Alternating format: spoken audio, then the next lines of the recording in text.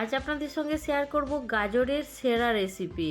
গাজরের যে এত সুন্দর একটা রেসিপি হয় আপনারা না দেখলে বিশ্বাস করতে পারবেন না।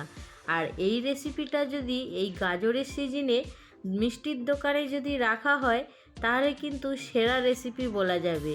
সত্যি খেতে অপূর্ব হয়। আপনারা একবার বাড়িতে বানালে রোজ বানিয়ে খাবেন। নমস্কার, কেমন আছেন সবাই? আশা করছি সবাই খুব ভালো আছেন, সুস্থ আছেন। মৌসুমী রকমারি রান্নাতে আপনাদেরকে আবারও একবার অনেক অনেক স্বাগত। প্রতিদিনের মতো আজও একটা সুন্দর রেসিপি আপনাদের সঙ্গে শেয়ার করছি।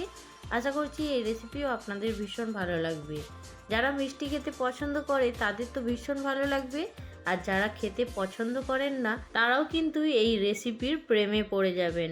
কথা দিচ্ছি, একবার বানিয়ে খেয়ে দেখুন, রোজ বানাতে ইচ্ছে যাবে। তো চলুন এবার ঝটপট করে বানানোটা শুরু করছি। তবে আজকের রেসিপি যদি আপনাদের ভালো লাগে অবশ্যই একটা লাইক দিয়ে দেবেন। আজকে যারা প্রথম আমার চ্যানেলে ভিজিট করছেন, আপনাদেরকে যদি এই রেসিপির কোনো অংশ ভালো লাগে অবশ্যই চ্যানেলটা সাবস্ক্রাইব করে পাশে থাকবেন। তো এইখানে দেখুন আমি নিয়েছি গাজর, আর গাজরটা দেখুন একটা বড় সাইজের আর একটা মিডিয়াম সাইজের নিয়েছি। তবে খুব বড় না, দেখতে পেয়েছেন। আবার খুব বড় আর মোটা গাজর তার ভেতরে কিন্তু একটু হালকা শক্ত থাকে, সেটা খেতে ভালো লাগে না। সেই জন্য চেষ্টা করবেন একটু সরু গাজর নিতে।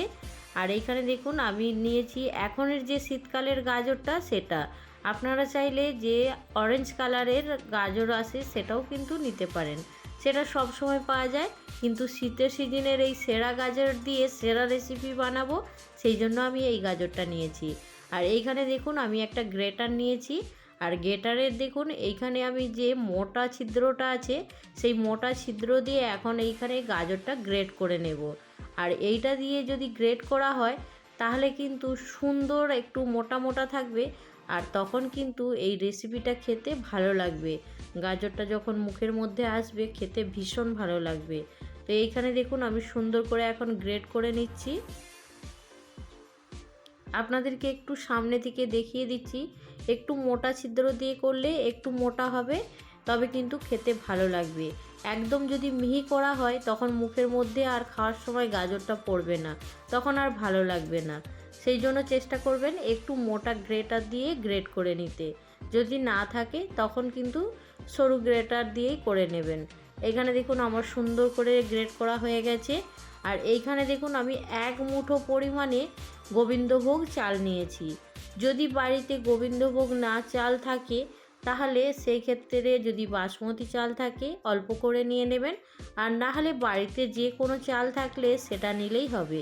তবে এটা কিছুক্ষণ একটু ভিজিয়ে রেখেছিলাম। তারপরে দেখুন এবার এইখানে আমি একটা মিক্সারের বাটির মধ্যে নিয়ে নিচ্ছি। আর এইখানে আমি আর্ধেকটা আধ পেশা যেটা বলে সেইভাবে একটু গুঁড়িয়ে নেব। এর মধ্যে কোনো রকম জল দেব না।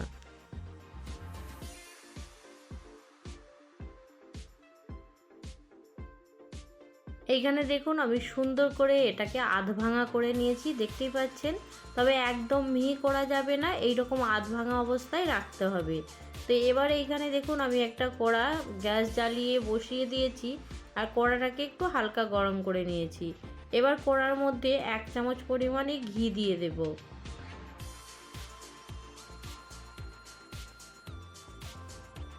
যদি বাড়িতে ঘি না থাকে তখন সেই ক্ষেত্রে অল্প একটু রিফাইন তেল দিয়ে দেবেন, তবে ঘি দিয়ে বানালে খেতে বেশি ভালো লাগবে।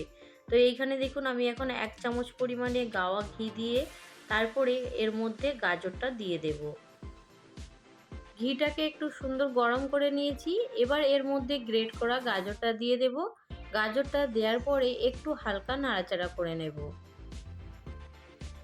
গাজরটা এখানে একটু নাড়াচাড়া করে নেওয়ার পরে দেখুন সুন্দর করে গাজরের কালারটা চেঞ্জ হয়ে গেছে, আর দেখতেও অপূর্ব লাগছে। তো গাজরটা যাতে খুব বেশি সেদ্ধ না হয়ে যায়, আর খুব বেশি সেদ্ধ হয়ে গেলে তখন কিন্তু খেতে ভালো লাগবে না। সেই জন্য এইখানে আমি পরিমাণ মতো চিনি দেব। একটা বাটিতে আমি চিনি নিয়েছি, সেই চিনির অর্ধেকটা পরিমাণে এখন গাজরের মধ্যে দিয়ে দেব। এখানে দেখুন আমি হাফ বাটির পরিমাণে চিনি নিয়েছি। এইখানে দেখুন বন্ধুরা আমি সব চিনিটা দেব না, কারণটা আমি পরে বলবো। তো এইখানে গাজরটা যাতে খুব বেশি সেদ্ধ না হয়ে যায় সেই জন্যই চিনিটা দিয়ে দিলাম। তাহলে গাজরটা একটু শক্ত থাকবে, একদম কিন্তু গলে যাবে না। সেই জন্যই চিনিটা দিয়েছি। তো এইখানে দেখুন একটু গাজরের সঙ্গে নাড়াচাড়া করে নিচ্ছি। এবার দেখুন বন্ধুরা, গাজরের সঙ্গে চিনিটা খুব ভালো করে মিশিয়ে নেওয়ার পরে এবার এইখানে দিয়ে দেব লিকুইড দুধ। আমি এইখানে 600 ml দুধ নিয়েছি। এবার আপনারা যদি পরিমাণটা কম বেশি করতে চান তাহলে গাজরের পরিমাণটাও একটু বেশি দেবেন আর দুধের পরিমাণটাও একটু বেশি দেবেন। আর এইখানে দুধের পরিমাণটা অবশ্যই কিন্তু বেশি দিতে হবে, তবেই খেতে ভালো লাগবে। তো এইখানে দেখুন আমি 600 ml দুধ নিয়েছি আর তার সঙ্গে যে চালটা আধ ভাঙা করে রেখেছিলাম গোবিন্দভোগ চাল, সেটাকেও দেখুন এইখানে দিয়ে দিলাম। দেওয়ার পরে একটু নাড়াচাড়া করে নেব। তবে আমি পরে আরও 10 টাকা প্যাকেটের যে আমুল দুধ আসে সেই দুধটাকে খুব ভালো করে গুলে নেব, গুলে নিয়ে তারপরে এর মধ্যে যোগ করব। তবে দুধের পরিমাণটা আবারও বলছি একটু বেশি পরিমাণে থাকলে খেতে বেশি ভালো লাগবে।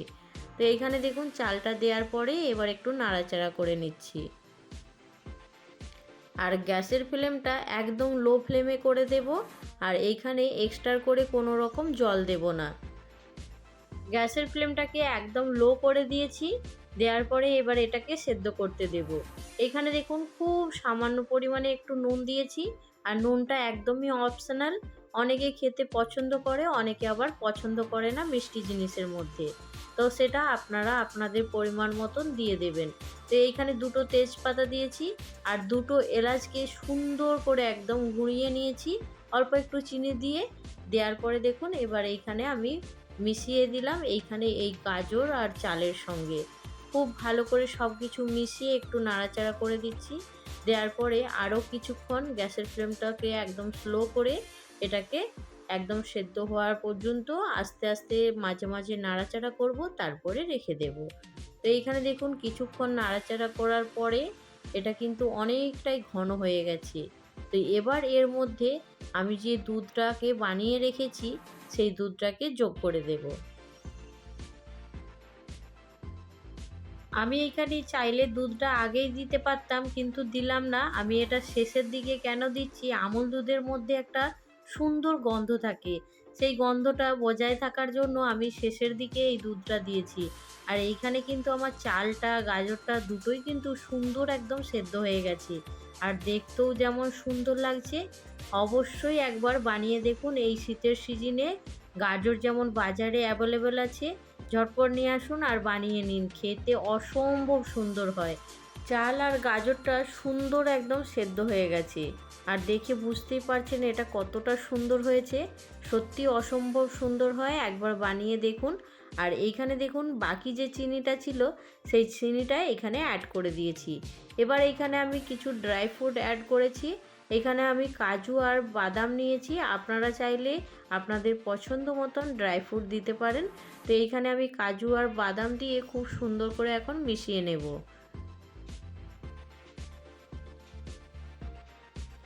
কাজু আর বাদাম দেওয়ার সঙ্গে সঙ্গেই কিন্তু এর যে স্বাদটা একদম দ্বিগুণ হয়ে যাবে।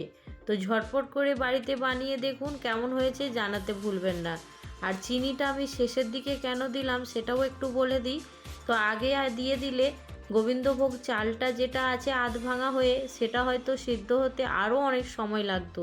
আর যদি চালটা সেদ্ধ হওয়ার পরে চিনিটা দেয়া হয় তাহলে কিন্তু খুব তাড়াতাড়ি চালটা সেদ্ধ হয়ে যাবে। আর এইখানে দেখুন আমি একদম শেষে খুব সামান্য পরিমাণে একটু ঘি দিয়েছি। শেষের দিকে যদি অল্প পরিমাণে একটু ঘি দেওয়া হয় তাহলে এর স্বাদটা কিন্তু একদম বাড়িয়ে দেবে।